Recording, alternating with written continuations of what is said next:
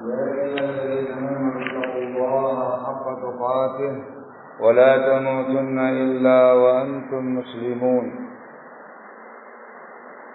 يا أيها الناس اتقوا ربكم الذي خلقكم من نفس واحدة وخلق منها زوجها وبث منهما رجالا كثيرا ونساء واتقوا الله الذي تساءلون به والأرحام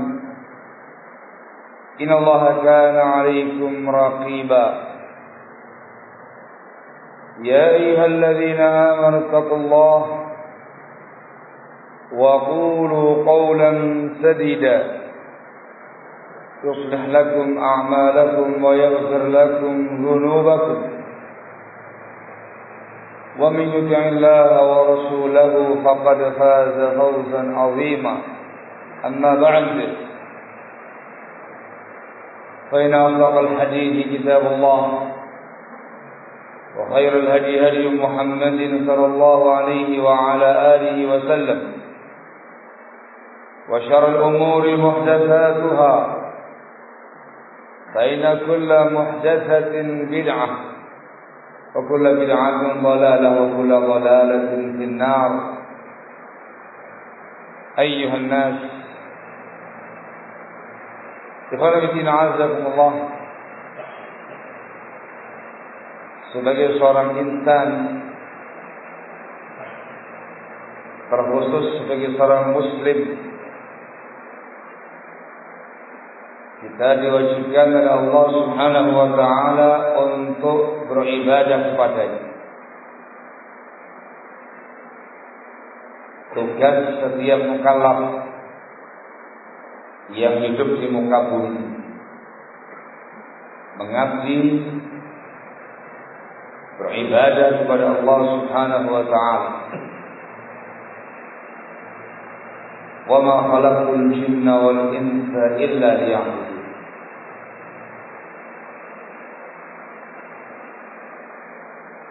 Dalam beribadah kepada Allah Subhanahu wa taala,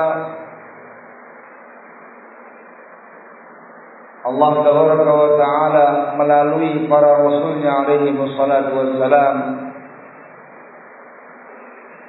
terkhusus Nabi kita Muhammad sallallahu alaihi wa ala alihi wasallam, telah menjelaskan tata cara ibadahnya dan ragam ibadahnya.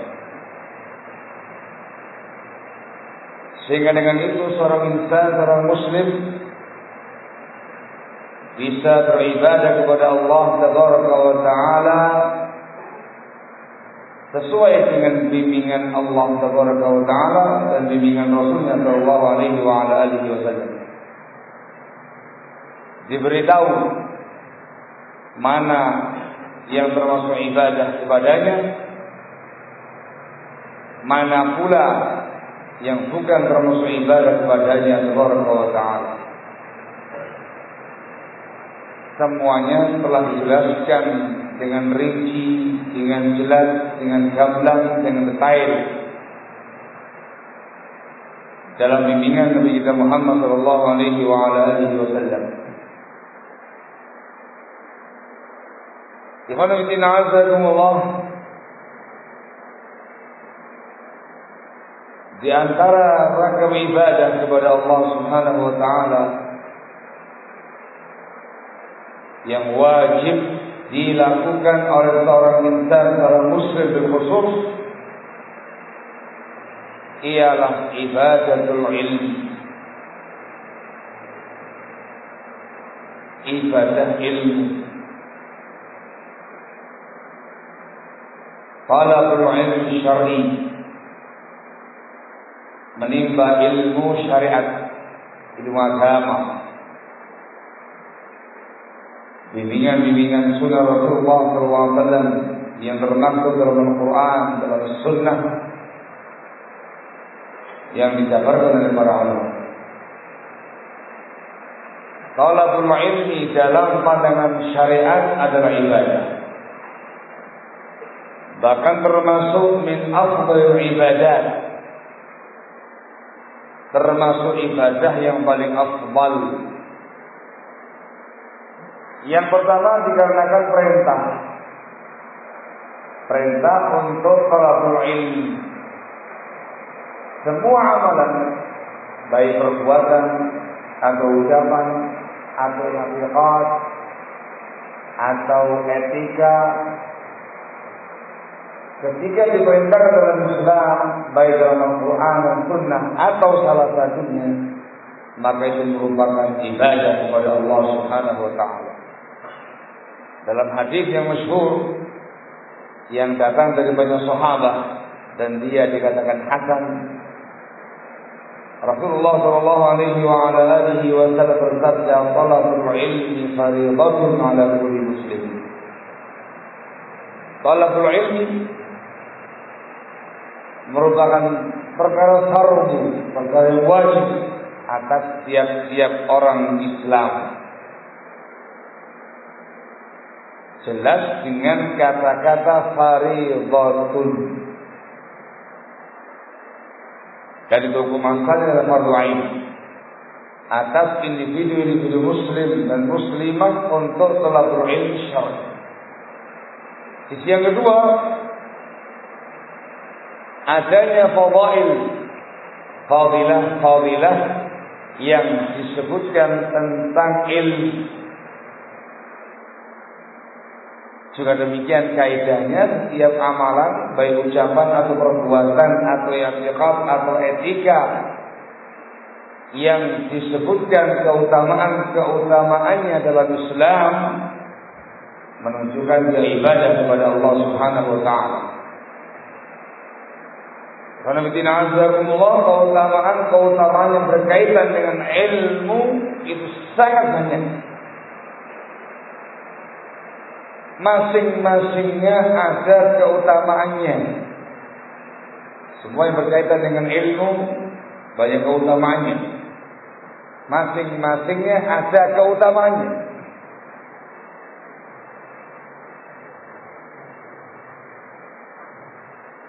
Amalan talabul ilmi, amalan tafaqquh fid din,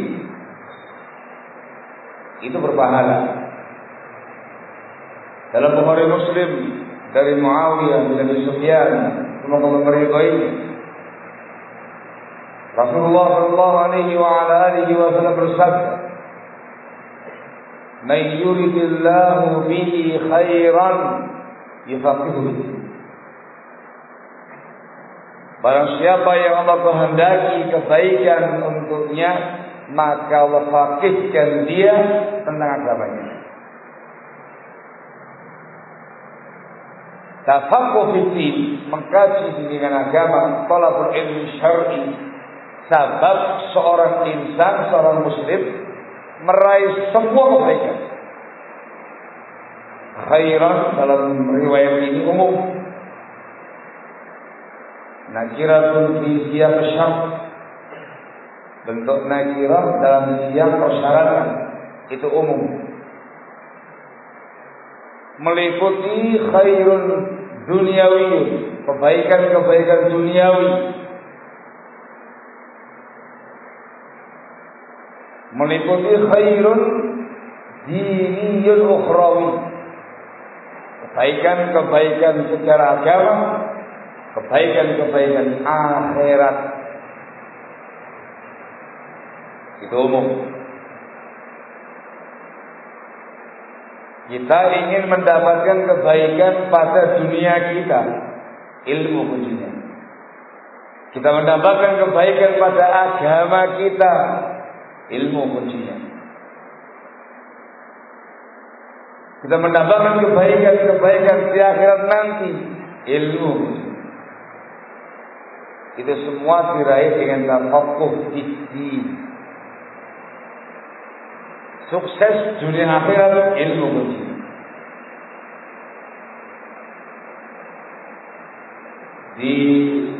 Dinukilkan dari Imam Syafi'i rahimahullah,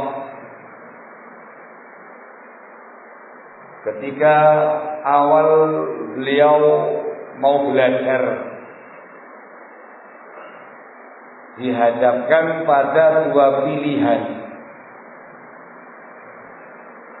mau belajar ilmu fikih atau belajar ilmu tibb medis.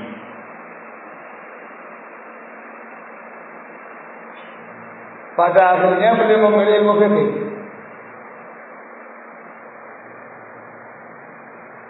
Beliau menyatakan kalau saya belajar semata-mata ilmu medis, saya hanya dapat dunia saja, mungkin. Tapi manakala saya belajar ilmu fikih, pemahaman tentang perkara agama yang benar, fikih, maka saya akan meraih semuanya. Agama pasti saya akan memahami agama dengan benar, dunia ngikut. Semua akan dapat. Dunia dapat, agama dapat dengan ilmu syar'i. Itu terkait dengan tafaqquh ilmiah. Terkait dengan thalabul ilmiah. Amalan ini sudah berpahala. Terkait dengan thalabul ilmiah. Orangnya apa? Antum selaku thalibul ilmi, orang yang sedang belajar agama, mondok, itu orang pertama yang disebutkan dalam kata-kata thalibul ilmi, jelas, intensif. Yang datang ke halaqah-halaqah ilmu, majalisul ilmu secara berkala juga masuk di dalamnya. Yang mendengarkan muhadharah juga masuk di dalamnya. Tapi yang nyantri, yang mondok, orang pertama yang masuk. Terkait dengan thalibul ilminya ada keutamaan khusus. Disebutkan dalam hadis Ibnu Majah wa ghairihi. Nabi kita Muhammad sallallahu alaihi wa ala alihi wasallam bersabda,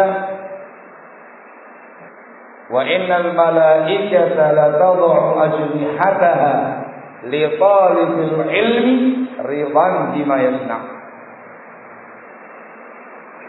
Yang artinya, dan sesungguhnya para malaikat itu meletakkan sayap-sayapnya untuk para pencari ilmu karena ridha dengan apa yang dia berbuat.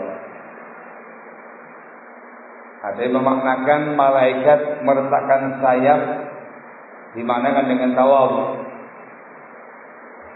Ya kan? Malaikat itu tawadhu kepada antum para tulabul ilm. Ada yang memaknakan secara zahirnya. Ada yang memaknakan secara zahirnya. Betul-betul para malaikat makhluk Allah yang memang punya sayap meletakkan sayapnya untuk para tulabul ilm. Bentuk penghormatan, bentuk pemuliaan, merestui, meridai apa yang dia lakukan. Ibnu Qayyim mengatakan dalam kitabnya Miftah dari Sa'adah, wa kafa bihi syarafan, dan cukup bagi dia sebagai kemuliaan. Yang hormat kepada kalian bukan orang sembarangan, bukan orang kaya raya, bukan orang pejabat, bukan orang siapapun, tapi hormat kepada kamu para malaikat. Yang memuliakan kamu para malaikat, yang menghormati kamu para malaikat. Itu merupakan penghormatan yang luar biasa. Kamu dimuliakan, dihormati. Seseorang saja sudah menunjukkan siapa kamu. Kamu dihormati pejabat dari mulai desa, Pak Camat, Pak Bupati, Pak Gubernur, Presiden. Kamu dihormati, orang-orang ini aja sudah terhormat kamu tengah-tengah masyarakat. Kamu dimuliakan, dihormati oleh seorang ustaz, lokal sampai interlokal, sampai nasional, sampai internasional, dimuliakan oleh para masyayikh. Itu luar biasa bagi aku. Siapa antum? Orang dulu kenal siapa antum. memuliakan antum karena kamu dihormati, dimuliakan oleh para alim ulama. Lah ini yang menghormatimu, yang memuliakanmu para malaikat. Dan larangan itu hanya untuk talibul ilmi, para pencari ilmu. Majelis ilmunya punya keutamaan khusus tersendiri. Apalagi majelis ilmu di rumah-rumah Allah Tabaraka wa Ta'ala, di masjid. Al-masajid itu majalis al-anbiya wal mursalin. Majelisnya para rasul. Masjid. Masjid untuk thalabul ilmi. Dalam sebuah hadis dalam Sahih Muslim dari sahabat Abu Hurairah, semoga Allah meridainya, petikan hadis Rasulullah sallallahu alaihi wa ala alihi wasallam bersabda, "Wa majtama'a qaumun fi baitin min buyutillah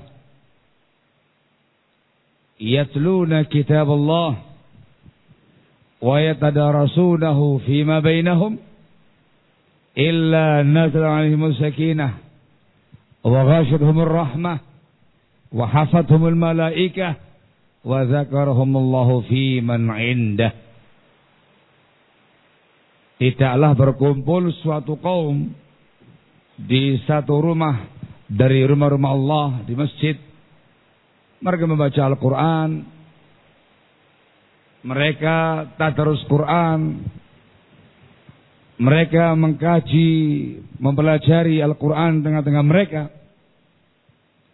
Kumpul di masjid untuk talabul ilmi, kumpul di masjid untuk menggali Al-Quran, mengkaji Al-Quran, ilmu syar'i. Melainkan yang pertama akan turun kepada mereka sakinah, ketentraman hati, kedamaian hati. Sakinah turun kepada mereka. Baik. Sakinah turun kepada mereka.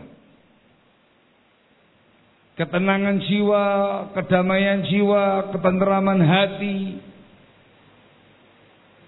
turun kepada mereka yang hadir di masjid majalisul ilmi untuk belajar. Ini yang betul-betul datang untuk thalabul ilmi, datang untuk tafaqquh fiddin dengan penuh keikhlasan, kesungguh-sungguhan dia mengamalkannya. Jiwanya akan tenang, merasakan ketenteraman, kedamaian.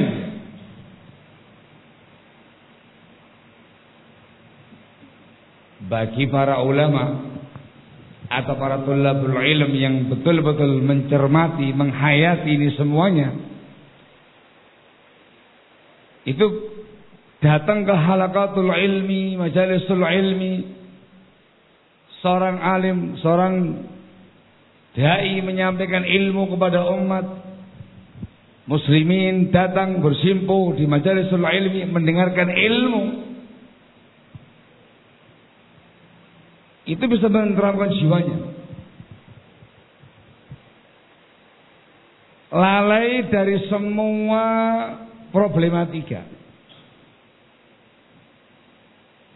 hilang daripadanya gundah gulana, keresahan hati, masyakil dunia dan segala macamnya, hilang semuanya itu. Berganti dengan ketenangan, ketenteraman. Itu namanya sakinah. Di sini tempatnya. Disebutkan dalam kitab Al-Wabil Sayyib Ibn Qayyim Al-Jauziyah rahimahullah menceritakan tentang kondisi beliau dan sahabat-sahabatnya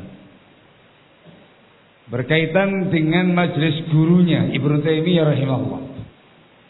Bil makna, beliau menyatakan kami dahulu, beliau dan teman-teman yang lain, Kalau kami sudah merasakan hati yang sempit, gundah gulana, gelisah, risau, sudah mulai banyak seudon, sudah mulai down, kami biasa mendatangi guru kami, Syekhul Islam Ibnu Taimiyah rahimahullah. Datang ke halaqah gurunya, datang ke majelis gurunya. Beliau mengatakan, semata-mata kami datang ke majelisnya beliau, kami melihat wajah beliau, kami mendengarkan wejangan-wejangan beliau, semua yang tadi kami rasakan hilang, berubah dengan ketentraman, lapang dada, optimisme, azam yang kuat, semangat baru langsung muncul dengan semata-mata menyaksikan beliau, mendengarkan wejangan-wejangan beliau. Itu luar biasa efek positif majelis taklimnya dan syekhnya sekaligus. Langsung flong gitu. Masyakil di luar sana yang biasa kita hadapi, yang bikin kita sempit, yang bikin kita macam-macam, flong, semuanya hilang. Dengan duduk bermajelis bersimpuh di hadapan beliau rahimahullah. Syekh Muqbil bin Hadi rahimahullah. Saya belum nggak ketemu sama beliau, cuman dikasih tahu. Ya, diberi kabar oleh murid-muridnya, supaya jangan tadlis gitu ya. Syekh Muqbil bin Hadi rahimahullah pernah menyampaikan di hadapan para thalabahnya, karena ngomongnya di forum Darus Am, masyhur, viral dari beliau. Beliau mengatakan, kalau saya sudah duduk di kursi kayak gini, beliau mempunyai kursi untuk taklim, mejanya ada. Begitu saya duduk di kursi, saya membaca qala Imam Al-Bukhari rahimahullahu taala. Beliau mengatakan itu hilang semua masyakil yang tadi di kepala saya, yang segala macam yang disampaikan kepada kita orang, ada masyakil ini, masyakil ini. Semua problematika yang tadi sebelum masuk ke majelis ilmu diutarakan, bikin orang kepikiran, bikin sempit hati, hilang kabeh. Semuanya hilang. Belum merasakan seakan-akan saya masuk ke alamnya para ulama, alamnya kaum salaf. Masuk ke dalam dunia ilmu. Hilang semua tadi itu. Semata-mata mengatakan qala Imam Al-Bukhari rahimahullah haddatsana fulan ibnu fulan. Itu yang namanya sakinah, ketentraman pada seseorang yang menyampaikan ilmu dan ketentraman pada orang yang hadir di majelis ilmu, yang merasakannya, yang betul-betul datang untuk ilmu, datang untuk tafaqquh fiddin dan ikhlas dalam melakukannya. Dia akan mendapatkan dan merasakan itu semuanya. Ini yang pertama, akan turun sakinah kepada mereka. Yang kedua kata Rasulullah SAW, wa ghasyiyatuhumur rahmah. Yang hadir di majalisul ilmi tadi akan diliputi oleh rahmat Allah Subhanahu wa taala. Ini sebuah keutamaan yang sangat besar. Anda itu diliputi oleh rahmatnya Allah Subhanahu wa ta'ala. Sebuah amalan yang tidak kecil, sebuah amalan yang sangat besar, yang sangat agung. Tidak semata-mata meraih rahmat, diliputi. Ghasyiyah itu kayak Barakallahu fikum, sebuah ruangan kayak gini sekarang ini penuh dengan asap. Nah, begitu. Itu diliputi oleh asap tebal. Ini asap bikin orang batuk, bikin orang matanya pedes. Nah, ini rahmatnya Allah tabaraka wa taala. Bukan semata-mata Anda meraih rahmat, lebih daripada itu. Anda meraih rahmatnya Allah azza wa jalla dan Anda diliputi oleh rahmatnya Allah tabaraka wa taala. Itu sangat agung, sangat besar. Dengan rahmat dari Allah tabaraka wa taala Anda meraih surga. Seorang hamba, seorang mukmin tidak mungkin masuk surga dengan semata-mata amalnya. Tidak bisa selamat dari neraka dengan semata-mata amalnya. Tidak bisa. Amalnya terlalu sedikit. Jannahnya surga terlalu mewah, terlalu mahal. Seseorang meraih surga dengan rahmat dari Allah tabaraka wa taala semata. Anda berilmu, Anda beramal, mendapatkan pahala, dari pahala mendapatkan rahmatnya Allah azza wa jalla, dan dengan rahmat Allah semata Anda meraih surga. Yang ini langsung amalannya, perbuatannya langsung mendatangkan rahmatnya Allah, bahkan diliputi oleh rahmatnya Allah tabaraka wa taala. Artinya yang kamu kerjakan itu sabab untuk meraih jannahnya Allah tabaraka wa taala. Dan itu hanya di majalisul ilmi. Yang ketiga, wa hafathumul malaikah, dan para malaikat mengerumuni orang-orang yang hadir di majalisul ilmi. Jadi enggak semata-mata hadir, tapi mengerumuni, artinya jumlahnya banyak.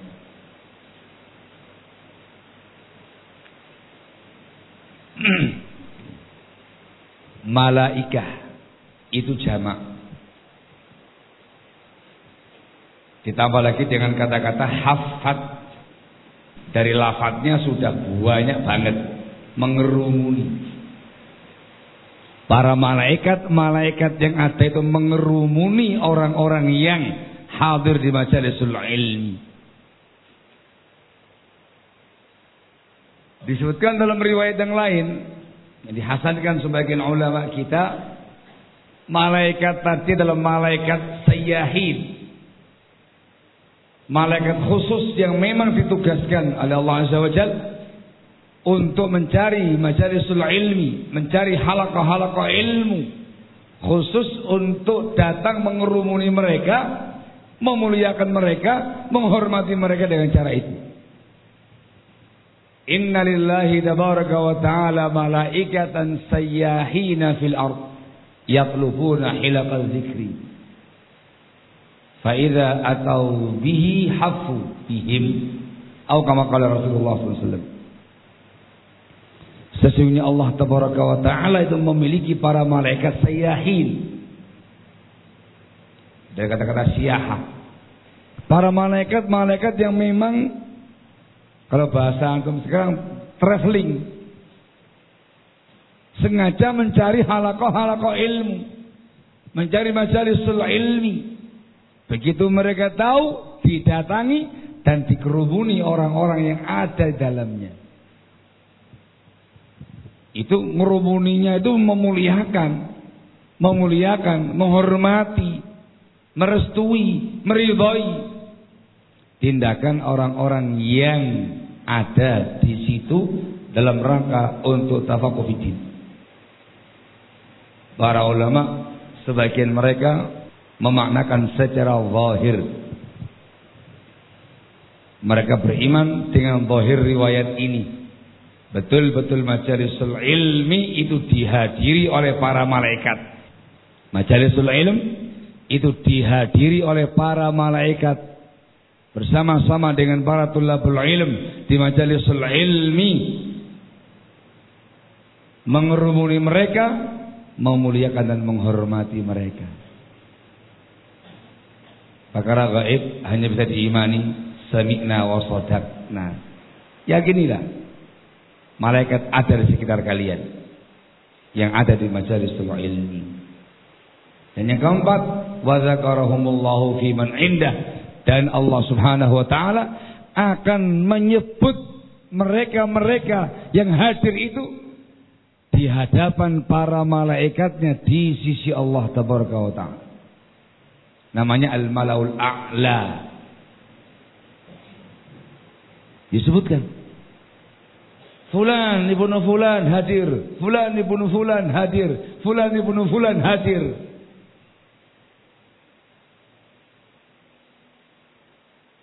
Allah yang menyebut mereka, zakarahum,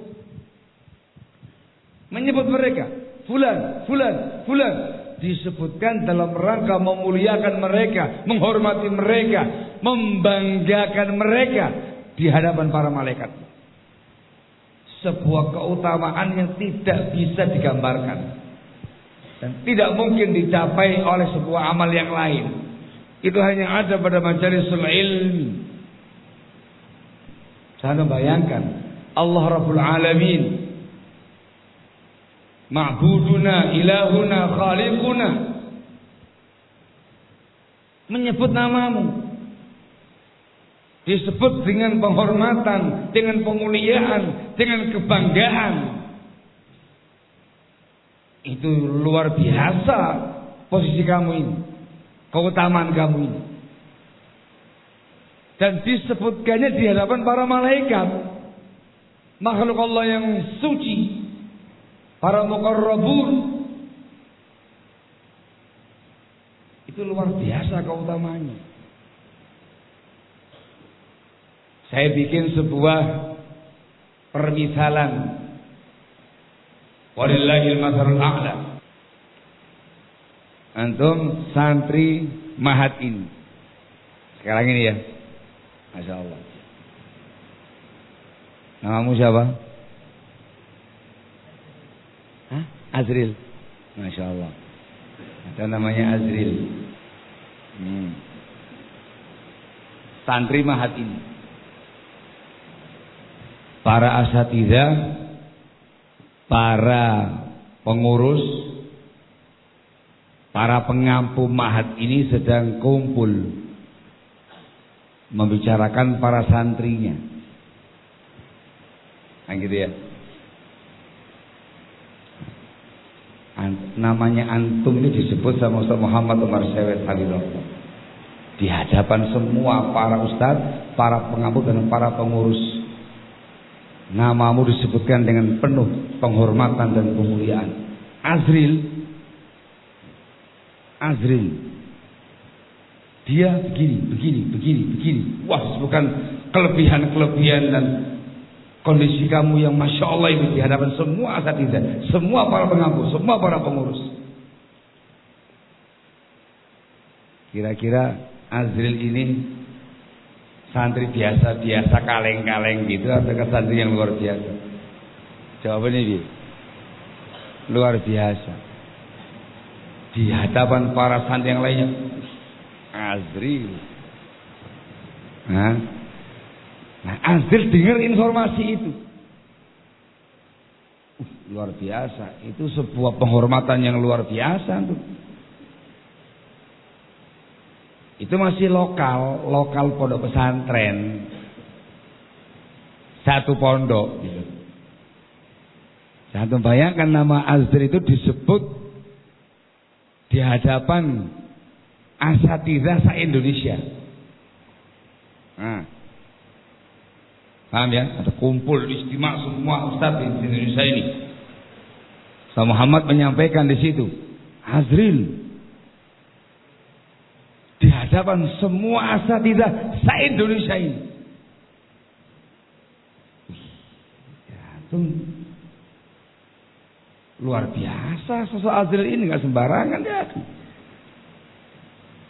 Skalanya bukan skala Cirebon, skala nasional se-Indonesia. Azril. Itu penghormatan bikin atau melayang-layang sudah itu. Terus tidak mungkin dilukiskan dengan kata-kata kemuliaan dia, kehormatan dia, kedudukan dia, kelebihan dia, keutamaan dia. Terus tidak mungkin dilukiskan gitu. Betapa bangganya dia sebagai sosok Azril tadi. Itu sih kalangan nasional. Nah, antum dibawa di kalangan majelisnya para ulama-ulama Ahlus Sunnah internasional. Iya, itu sudah melayang dulu ya. Disebut itu di majelisnya para masyaikhul kibar. Disebut sama Syekh Rabi bin Hadi Al-Madkhali hafizahullah Azril. Di hadapan semua masyayikh, semua ulama sunnah satu dunia, Azril. Sudah Fien hadza Azril, sudah melayang tinggi itu keutamaannya, kemuliaannya. Enggak mungkin dibayangkan dengan kata-kata, enggak mungkin tergantikan dengan dunia dan seisinya. Keutamaan yang sangat besar, barakallahu. Itu majelis dunia jadi. Masya Allah. Rasul memberitakan wa zakarahumullahu fi man indah walillahil mathalul a'la. Allah tabaraka wa ta'ala yang menyebut kamu. Allah yang menyebut kamu di hadapan para malaikatnya. Tidak bisa dibayangkan dengan kata-kata wis.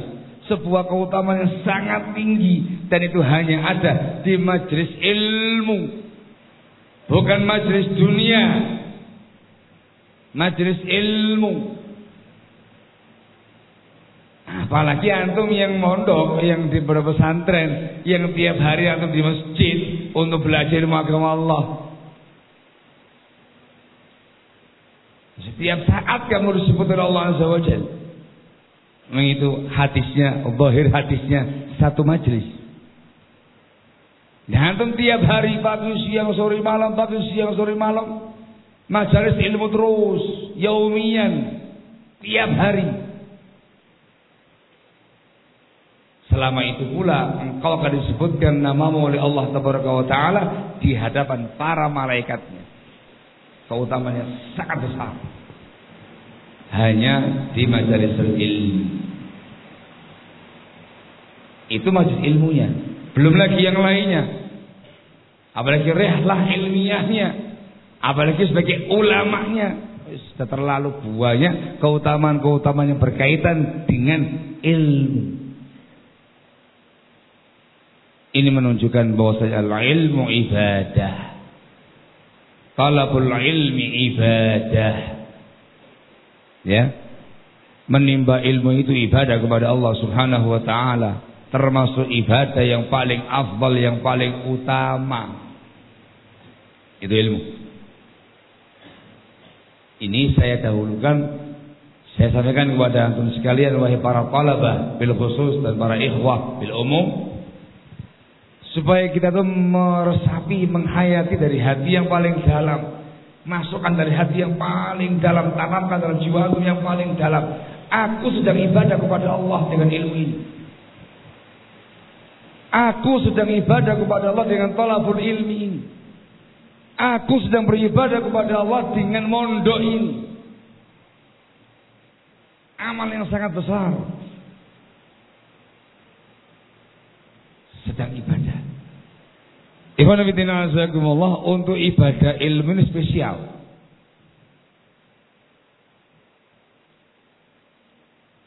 Tidak sebagaimana ibadah-ibadah yang lainnya. Secara umum yang namanya ibadah harus ikhlas lillahi tabaraka wa ta'ala.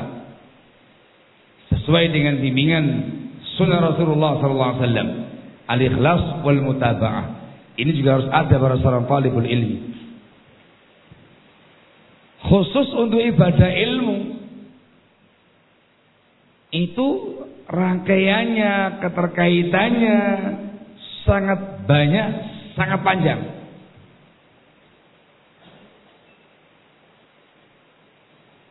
Globalnya barakallahu fikum, seorang talibul ilmi dalam proses belajarnya, tafaqquh fiddinnya, harus ada pada dia dua perkara pokok. Ini selain ikhlas wal mutaba'ah, ini dua poin penting. Yang pertama adalah at-tahalli. At-tahalli. Apa at-tahalli? menghiasi diri dengan sesuatu. At-tahalli diambil dari kata-kata hilyah, perhiasan. Pecahan-pecahannya hulul, manis. Dia jadi manis dengan itu. Dia berhias dengan itu. At-tahalli. Dia harus menghiasi dirinya dengan sesuatu. Sesuatu ini adalah perkara-perkara syar'i yang disyariatkan dalam Islam secara khusus untuk ilmu, adab, akhlak. Yang paling panjang yang mereka sebutkan, barakallahu fikum, yang dibawa oleh para ulama. Dia harus punya etika kepada gurunya. Dia harus punya etika bersama dengan teman-temannya. Dia harus punya etika di majelis ilmu. Dia harus punya etika dalam proses thalabul ilmi. Dia harus punya etika dalam muamalah interaksi sehari-hari. Itu dibahas panjang itu. Tebal bukunya membahas masalah itu. Namanya Hilyatu Talibul Ilm, panjang. Yang saya inginkan satu poin saja. Di antara yang harus dilakukan oleh seorang talibul ilmi, at-tahalli bih, berhias dengannya adalah taqwallah.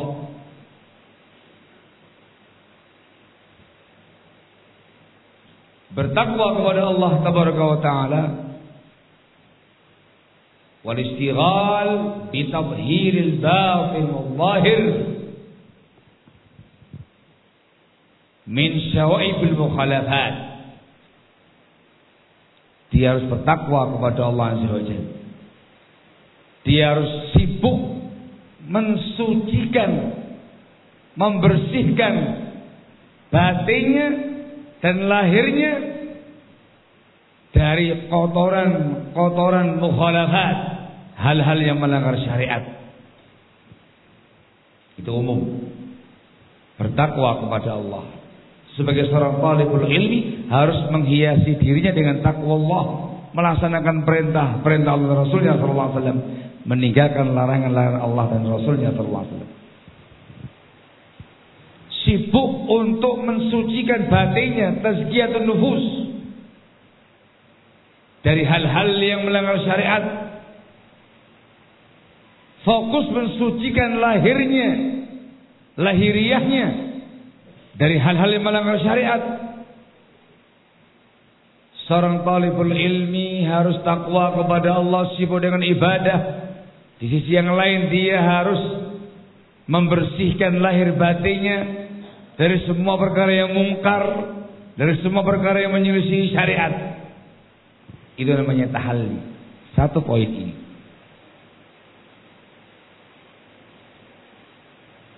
Sekaligus di dalamnya ada poin kedua yang mau saya sampaikan, namanya at-takhalli dengan kha.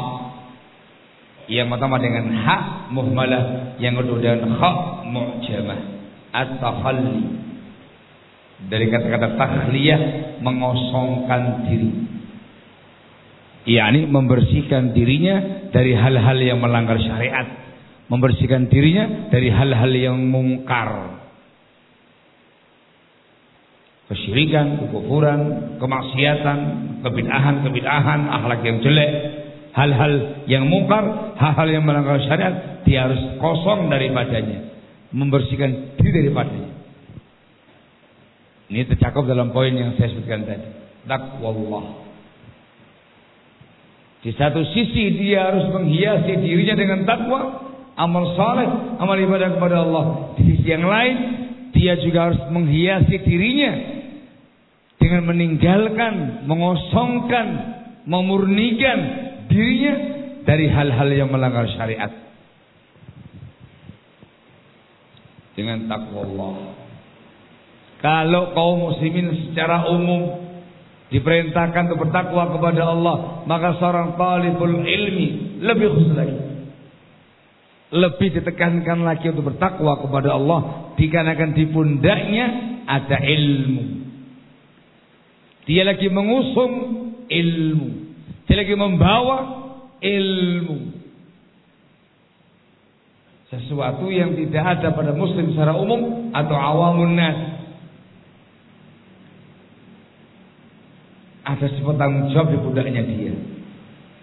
Dia membawa nama baik ilmu, maka dia harus muliakan, dia hormati dengan takwa kepada Allah. Ya sibuk dengan beramal soleh, ilmu amal, ilmu amal, ilmu amal, ilmu ibadah, demikian seterusnya.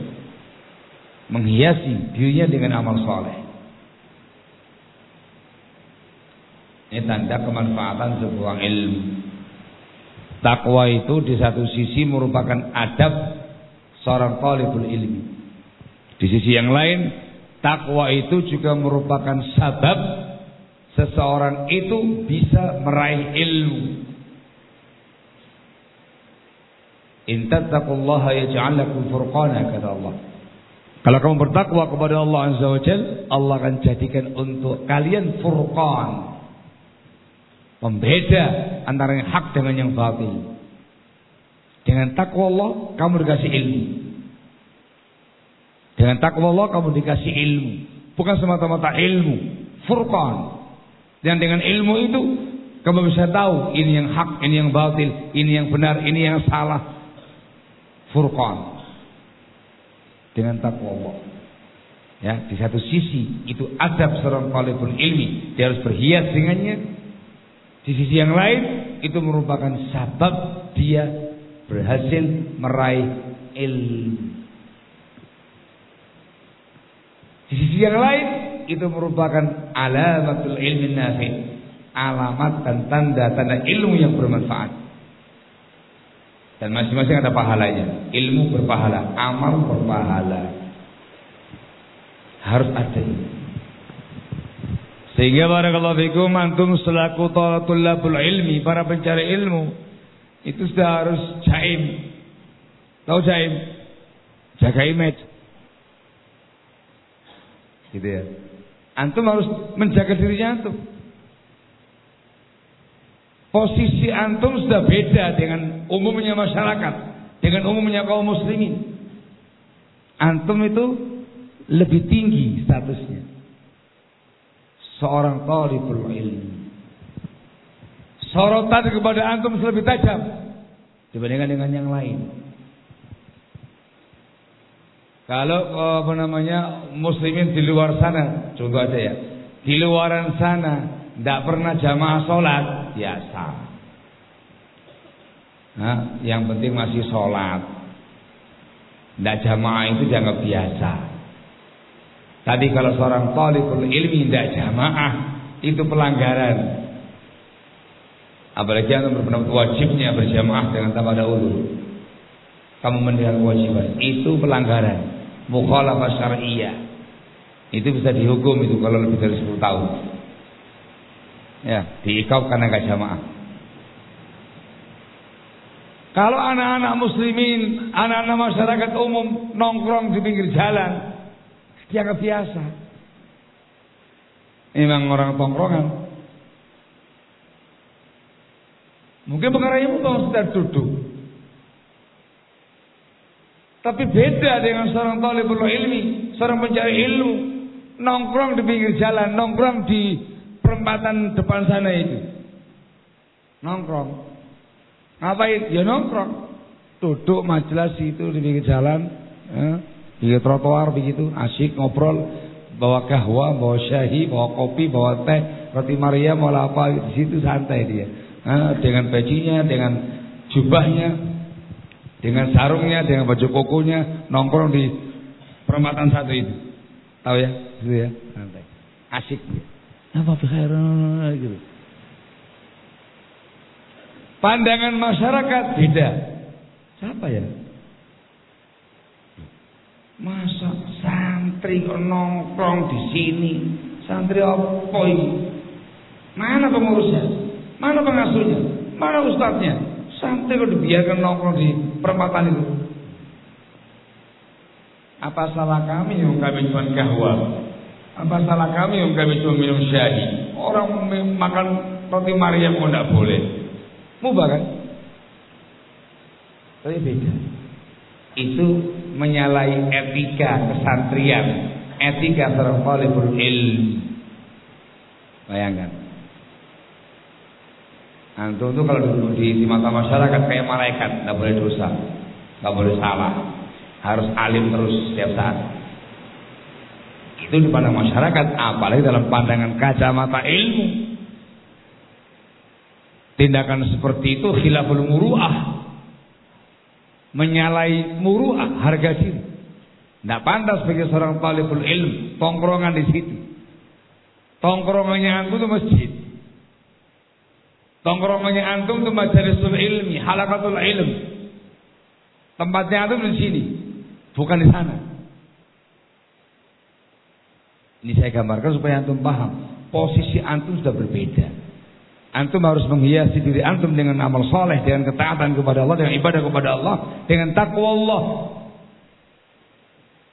Membawa nama baik ilmu. Yang kedua, Anda harus meninggalkan semua mukhalafat, semua perkara yang mungkar, takhalli. Jelas. Seorang muslim biasa saja dilarang untuk melaksanakan tindakan-tindakan yang mungkar. Lebih dilarang lagi seorang talibul ilmi, seorang santri. Semua keharaman-keharaman agama itu haram untuk semua pihak. Haram untuk semua muslimin. Lebih haram lagi ketika yang mengerjakannya seorang santri. Lebih haram lagi ketika yang mengerjakannya seorang alim al-muqtada bih, seorang alim yang diteladani masyarakatnya. Ini di antara yang disebutkan oleh para ulama, sebab saghirah tasiru kabirah. Dosa kecil jadi besar.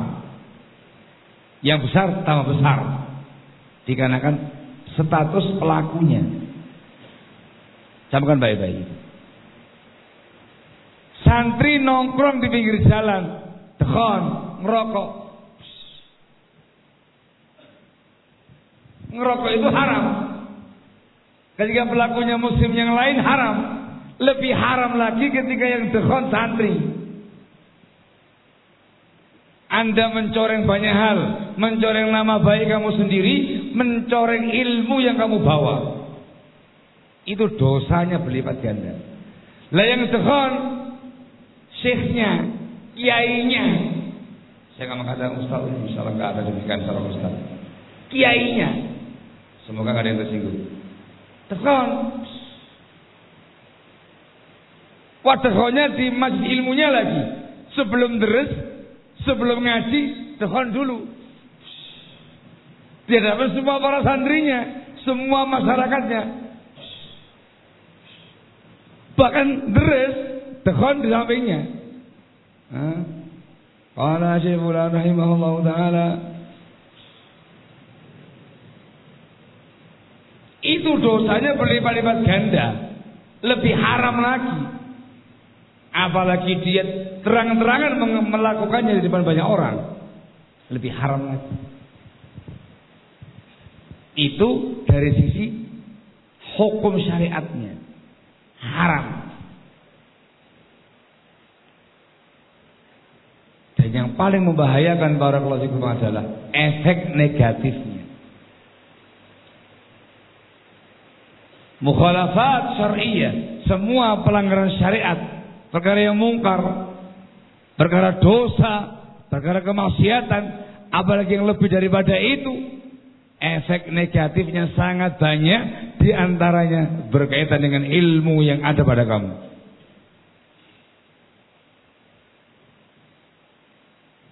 Pada kamu. Temanya itu apa sekarang ini? Maksiat penghalang ilmu.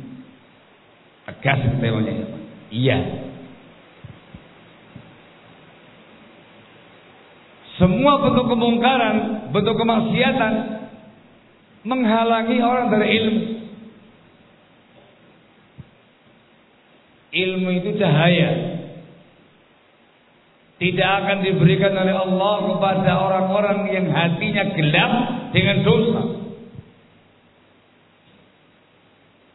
Al-Imam Syafi'i rahimahullah, masyhur dari beliau menyampaikan bait-bait syairnya. Syakautu ila waqi'in su'a hifzi fa arsyadani ila tarkil ma'asi wa qala innal ilma nurun wa nurullahi la yu'tahu 'asi. Kata Imam Syafi'i rahimahullah, aku pernah mengeluhkan kepada Waqi', guru saya, gurunya beliau, Waqi' bin Jarrah. Aku pernah mengeluh kepada Waqi' tentang jeleknya hafalanku. Susah menghafal, jelek banget hafalanku ini. Ini kenapa ya? Kok saya hafalannya susah? Fa'arsyadani ila tarkil ma'asi.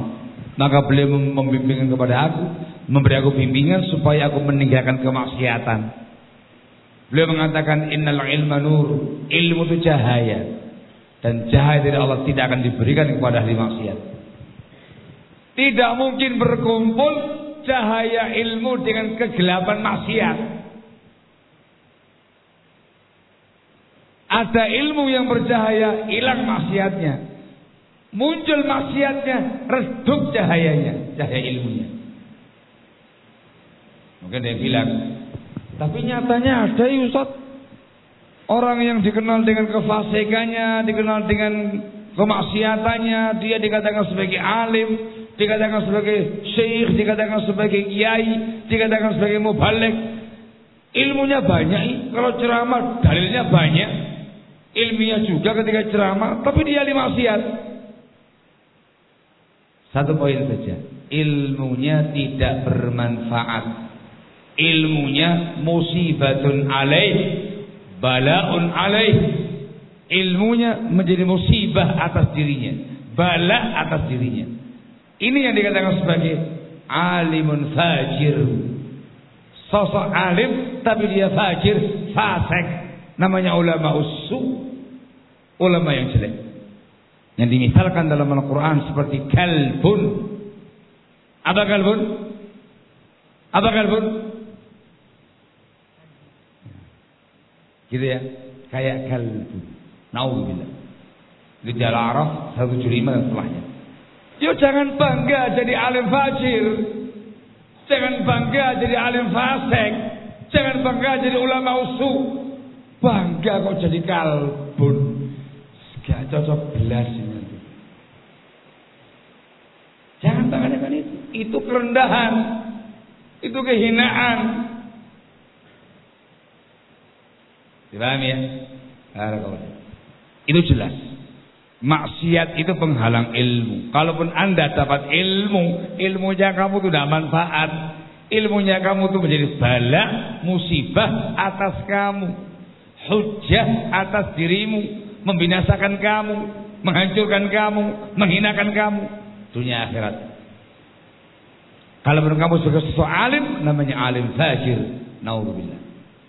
Yang berikutnya lagi, efek negatif sebuah dosa dan kemaksiatan, yamhaqu barakatul ilmi. Itu disebutkan oleh Ibnu Qayyim rahimahullah dalam bukunya Ad-Dawa Dawa, atau dengan nama lain Al-Jawab Al-Kafi liman sa'ala an dawa isyad. Ad-Dawa Dawa. Dosa, ragam dosa apapun itu, efek negatifnya adalah menghilangkan barokah ilmu. Kalau tadi kamu mau mencari ilmu, susah dapat ilmu yang manfaat. Maksiat penghalang ilmu. Kalau yang ini, kamu sudah punya ilmu. Proses talabul ilmi. Tafaqquh fiddin, kamu sudah dapat ilmu, dapatnya memahami ilmu. Dengan dosa, dengan kemaksiatan, barokahnya hilang.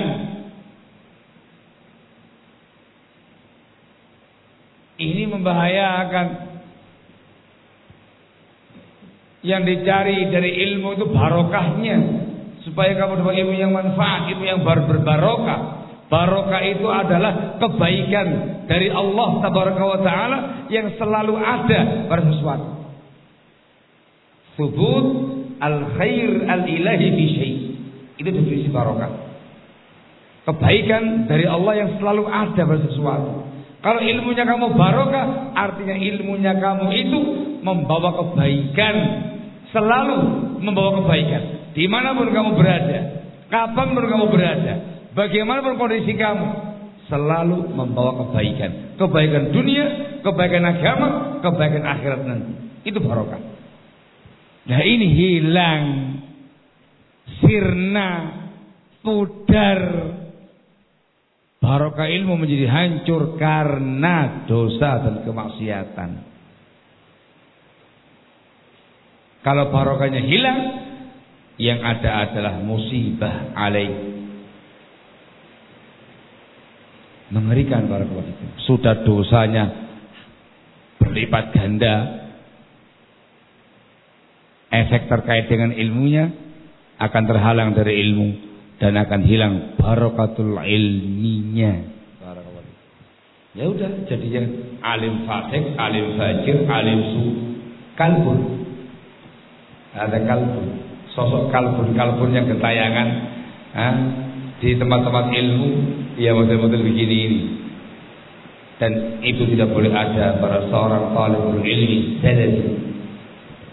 Barakallahu fikum. Dipahami ya? Dan itu berlaku untuk semua perkara dosa dan kemaksiatan. Apalagi penyimpangan. Apalagi yang lebih daripada itu. Itu jelas lebih haram lagi dan lebih menghilangkan barakatul ilmu. Enggak saya perpanjang. Saya ingin membawakan sedikit beberapa dosa-dosa yang harus diwaspadai oleh seorang talibul ilmi.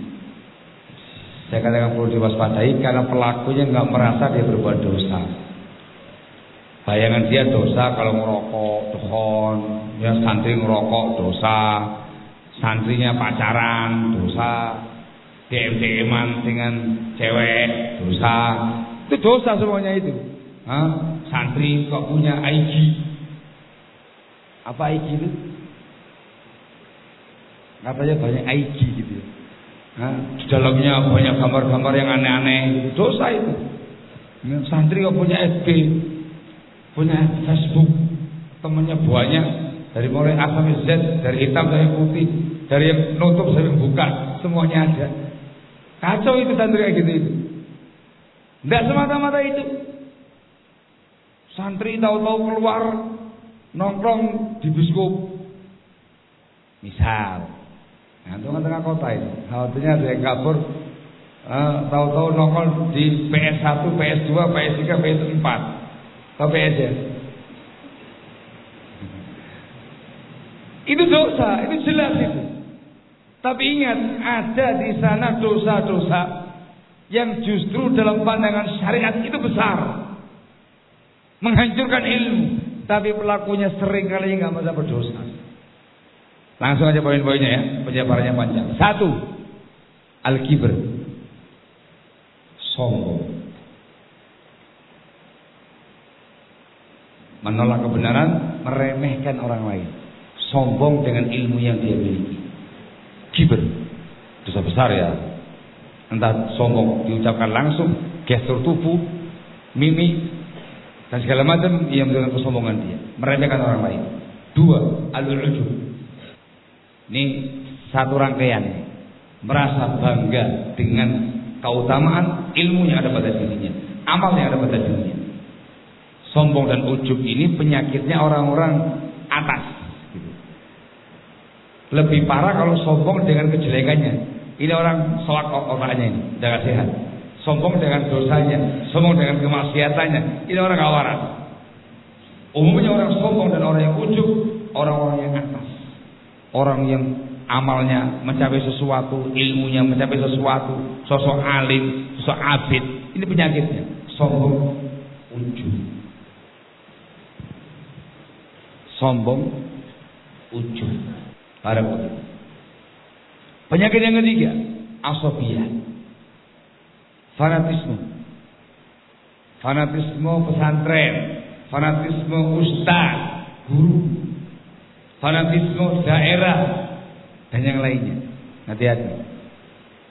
Fanatisme asofiyah, Ini penyakit orang jahiliyah. Dilengkapi lagi dengan al-wala wal bara yang sempit.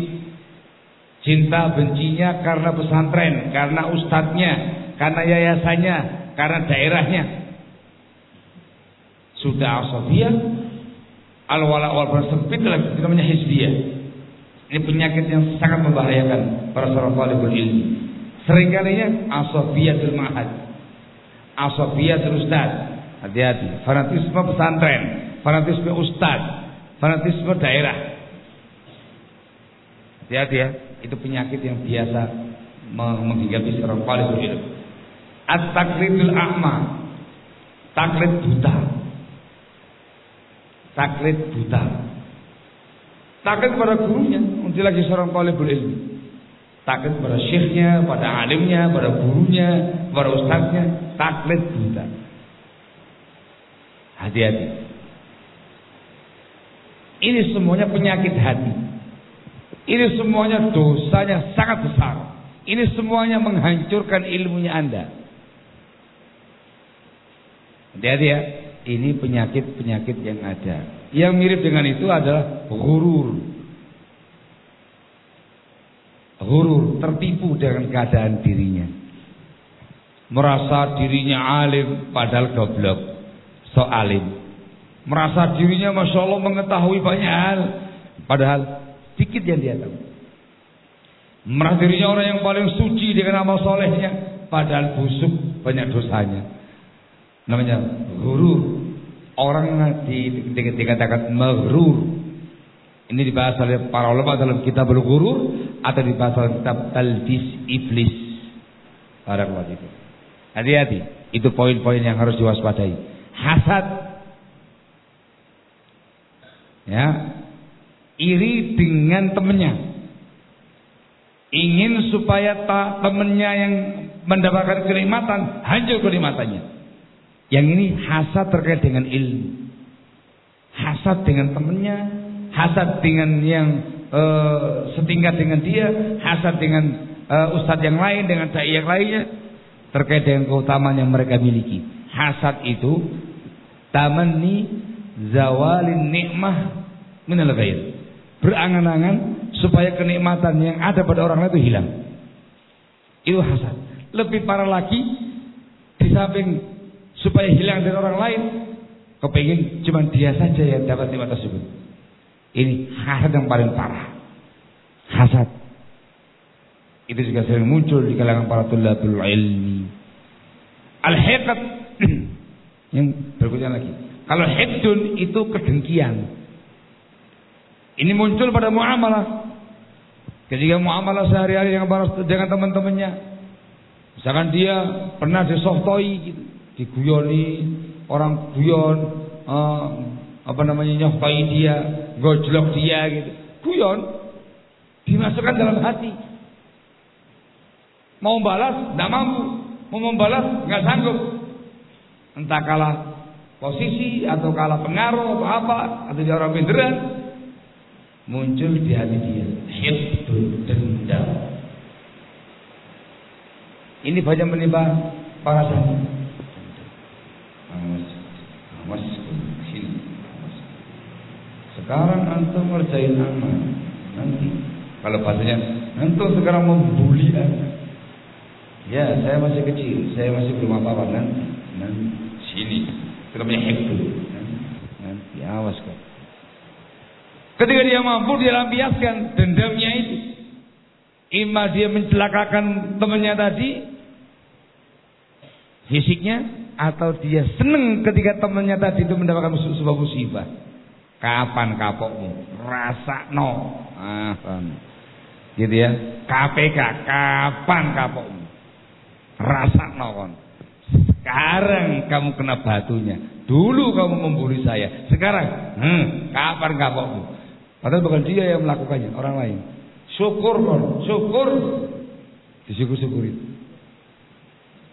Yang lebih berbahaya lagi, penyakit ini muncul diteruskan ketika masing-masing antar santri yang dulunya santri sekarang naik peringkat jadi ustaz. Itu para santri kan sekarang naik jadi ustadz masing-masing daerahnya, masing-masing tempatnya. Ustadz di sini, masya Allah. Ininya masih. Itu lebih berbahaya lagi. Dapat informasi dia, Ustadz Fulan bermasalah. Cari informasi, apa masalahnya? Ustadz Fulan begini. Terkait dengan etikanya, terkait dengan akhlaknya kurang bagus. Di kalangan para ikhwah, di kalangan para pengampun. Main dia. Saya sudah kenal dia sejak lama. Memang dia begitu orangnya. Saya masih sayang sama dia. Coba kalau saya gak sayang sama dia, akan saya bongkar semua rapor merah dia selama dia santri di Cirebon. Wah, ini ustadz yang ngomong sekarang ini. Berarti dia orang jelek banget ini. Ustadz Fal mengatakan begitu ya. Wah, lebih ngeri lagi, dia diminta untuk menangani temannya itu. Ya sudah, dibongkar semuanya. Unek-uneknya dia selama ini, rapot merah yang dia siapkan selama ini di teman satu itu. Motivasi hikdun dendam. Wah, mengerikan. Ente ingat dulu ente gini. Masih ingat di Cirebon dulu itu? Ingat antum ya? Nah, dia lagi bermasalah kok, ini kan lagi naik daun. Padahal koncoe dhewe. Antum masih ingat peristiwa depan Hamam? Utur itu akhirnya. Yang ngerti banyak peristiwa selama di motor Cirebon. Antum masih ingat peristiwa di lapangan futsal itu? Antum masih ingat peristiwa di halaman masjid itu? Antum masih ingat ketika disahkan? Antum masih ingat hari ini tanggal sekian tahun sekian? Antum masih ingat? Wah, dibongkar semuanya itu. Mengerikan. Apanya asatidzah ya? Bukan apa-apa. Ini tidak layak dakwah. Sayyul huluk. Wah, keluar takdirnya itu sudah. Orang nggak ada yang ngerti. Ternyata ini maklum aja banyak banget. Iya, korban bully. Padahal konconya nggak mau bully sih, soft tok, sekedar guyon tapi dimasukkan dalam hati. Itu namanya hikdun, hati-hati. Ya Hanu, seakan-akan dia seorang nasih yang menasihati banyak pihak. Padahal dalam hatinya dia tasyassi, pelampiasan dendam dalam hati. Itu namanya hikdun. Demikian lagi yang lain barakallahu fikum, penyakit-penyakit, kebanyakan penyakit hati yang itu semuanya perkara dosa yang mengerikan dan membahayakan para tulabul ilmi. Itu semuanya menghancurkan ilmunya, merusak barokah ilmunya. Dan ingat, penyakit-penyakit ini sebab dia nanti akan menyimpang suatu saat nanti. Dikarenakan penyakit hatinya, dikarenakan ketidakikhlasan dia dalam talabul ilmi dan nasrul ilmi, penyebaran ilmu barakallahu fikum. Maka wahai para talabah, di saat antum masih ada di posisi ini, talaqi ilmu di pesantren, Anda dari mulai semenjak dini sudah harus menata dirinya antum masing-masing. Ada tahalli, ada takhalli. Hiasi diri kamu dengan perkara kebaikan, bersihkan diri kamu dari semua perkara yang mungkar. Dari awal ikhlaskan niat, selalu mutaba'atus sunnah. Barakallahu fikum, akan mendapatkan ilmu yang berbarakah, ilmu yang bermanfaat insyaallah tabaraka wa taala. Naktafi lahuna subhanaka wa bihamdik, asyhadu an la ilaha illa anta, astaghfiruka wa atubu ilaik. Barakallahu fikum.